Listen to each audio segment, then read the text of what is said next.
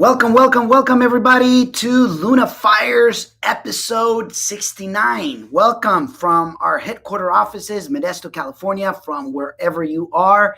Welcome, Instagram. Welcome, YouTube. Welcome, Facebook. Hey, today's story time. And I got a story of, that it's very interesting that I know that you're going to be able to learn and get some really golden nuggets. But before we get started, for the ones that are here today and don't know what Luna Fire is, Luna Fires is daily experiences, epiphany moments, master ninja tips. And today I want to, share with you a story that just happened.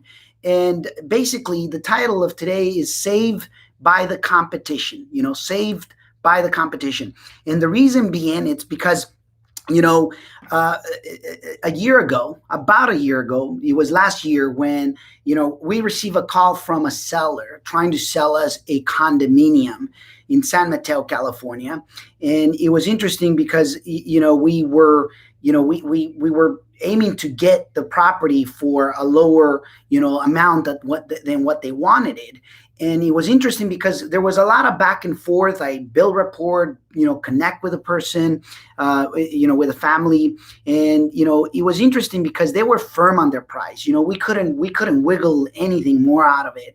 They claimed that they had other buyers, that they were willing to pay more. And I basically I was set on what what I was willing to pay. I wasn't gonna move. I wasn't gonna go any further because I've learned my lessons. 2 decades in the real estate field. The first 10 decades messing it up really, really, really bad. Going bankrupt in 2009, 2010. You learn from those mistakes, from those lessons, and certainly you're gonna obviously learn from your own mistakes. But it's from a wise person to learn from the mistakes of others. And, we decided that we were not going to be able to. The HOA fees were extremely high.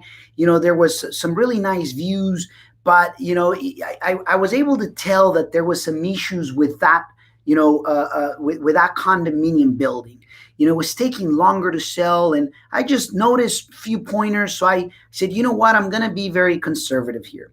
And there were about, 2-3 other investors that basically decided to buy it higher. It was at the time where things was just, everybody was creating offers, and, sellers were getting multiple offers, even on off-market properties.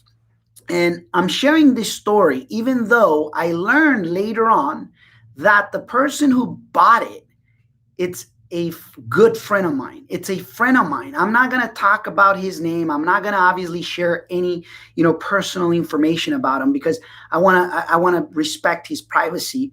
But I'm sharing this story because that only tells you why is it that is crucially important knowing your ceiling and knowing your floor. I knew the ceiling that I was willing to pay. That's it. I'm not going to go above, not even a penny more. And I know that I lost it, because somebody else paid, easily $75,000, maybe $100,000 more. And later I came to learn that it was a good friend of mine. And I'm like, how can you possibly be the person who basically, bought it? And when I learned about it, I basically told him, I said, I think you're going to be in trouble, man. I mean, hopefully not. Hopefully you do well. And hopefully you really just, get out of it and make some money and prove me wrong. But this is what I saw. This is exactly, why I didn't get it. This is why I didn't want to move any further. And I'm okay. Losing a deal, sometimes the best deal is the one that you don't do. Sometimes that great of a deal is the deal that you walk away from. But knowing when to walk away, it's important, ladies and gentlemen. Now, you may or may not agree with what I'm saying, and you don't have to, certainly. But one thing for sure is the following, that, it's been, I don't know, God, maybe a good, 12 months from, that happening. And I basically received a text today saying, Raul, you know what? We finally got out of it. We finally sold it. We sold it for, basically for close to 1.3 million. But, and I asked him, did you won or you lost? He says, Raul, I lost. there was $94,000 of a loss, but that's only money, quantifiable loss. There is time, there is, anxiety, there is stress, there is emotion, there is intangibles that I can guarantee you, that he was biting his nails all this time. And, I was saved by the bell. And the reason why I say that I was saved by the competition is because the competition basically ate their profit. I was at around about 100 and some change less. Can you imagine? 100,000 and some change less, and I mean, even if I had bought it at the number that I was giving, I would have basically broken even.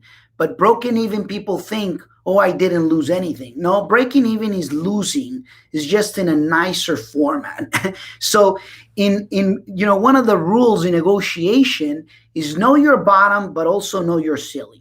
Know your bottom, but know your ceiling. And in this case, I knew my ceiling. And, it hurts. Even though it's my friend, it hurts because I later learned that, it was someone that I knew. And boy, oh boy, all I can say is this, understand what is it that you're freaking buying, because often you're going to hear it from sellers, from agents, from other investors, that they're going to want to make you go up. They're going to want to tell you that they got other buyers, and they probably certainly do, but guess what? You need to know when you can offer the max, and that's it. And you don't need to even tell them that that's your max. As a matter of fact, one of the things that I do is I never tell them that was my max. You either take it or you don't, because I'm okay not doing the deal, because I know that in over 100 and some change deals, we've lost in 3 of them. And, interesting enough, not a bad, obviously, rate for having to evaluate and, and do over 100 deals in, the last, 18 to 24 months. And all I can tell you is the fact that, you just need to know when to stop playing the game of the bidding war. Now, if you don't walk away, at the stage that you should, guess what? You're going to get basically stranded. You're going to get, sucked in. And that's how I feel that it's about to happen, or that it's already happening, in the market. There's markets that are just, creating a bidding war. And then there's other markets that are completely cold, that, it's basically no offers, dropping prices and things like that.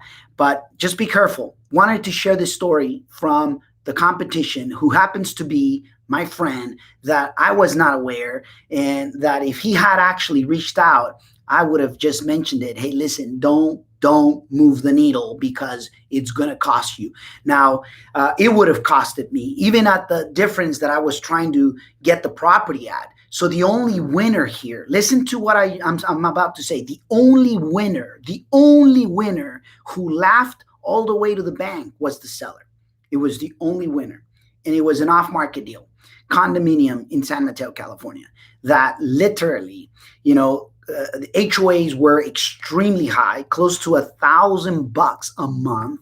Can you imagine? Okay. And on top of it, it was a very, it's this type of condominiums that is very niche driven to a very particular type of buyer, so pay attention, folks and gals out there, pay attention, because you got to know exactly what the heck you're doing. And if not, well, make sure that you get the knowledge. All right. Anyways, just wanted to take a quick moment on today to share that story, because I think that, just tells us and allows me to, learn from my own self, obviously listening to my gut, listening to my numbers, and falling in love with the numbers, not necessarily with the property, falling in love with your strategy more so than falling in love with, with the actual deal, or whatever words you're hearing from the actual, seller in this particular case. Anyways, just be prudent out there, invest, with some great caution, and obviously, do what needs to be done, and don't get crazy, don't get ultra wild. Warren Buffett has some of the, some of the best quotes out there. He says, When people are greedy, make sure that you're fearful. And when people are fearful, then is your chance to be greedy. So right now, there's a lot of uncertainties. There's a lot of up and downs in different types of markets. It's no longer where one market, where the whole global market shows one trend. Right now, obviously the suburbs, the rural areas are trending on their own very respective ways. So just get wise, learn from the mistakes of others, as well as you're going to make your own. Leave me a message down below on what is it that you take, what is it that you have experienced. Go ahead, I would like to hear what is it that you have actually been through. And hey, virtual hug from wherever you are. And always remember that one deal could give you, one freaking deal could put you into the financial freedom app, but also one deal can break you if you were not ready for it. All right. So, congratulations. Get to see you next time. Thank you.